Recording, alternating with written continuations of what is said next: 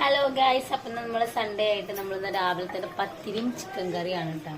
അപ്പം നമ്മൾ ചിക്കൻ ഇതാ അവിടെ ഇങ്ങനെ തിളച്ചുകൊണ്ടിരിക്കുന്നുണ്ട്. പിന്നെ നമുക്ക് തേങ്ങയുടെ അരപ്പ് നമ്മളിത് അതിലേക്ക് ഒഴിക്കാൻ പോകുന്നു കേട്ടോ. ആദ്യത്തെ വന്നിട്ടുണ്ടായിരുന്നു ആരോടെ ഒരു ജാനകി ചിക്കൻ ചെറുതാക്കിയില്ലേ. ഇപ്പൊ നമ്മൾ ചിക്കൻ കറി നന്നായിട്ട് തിളയ്ക്കണം. തേങ്ങ അരച്ച് കഴിഞ്ഞ് നമ്മൾ കറി നന്നായിട്ട് ബ്രൈറ്റ് കുറവാണ് കേട്ടോ. പിന്നെ പത്തിരിയാണ് നമ്മുടെ ഗ്യാസ് പത്തിരി.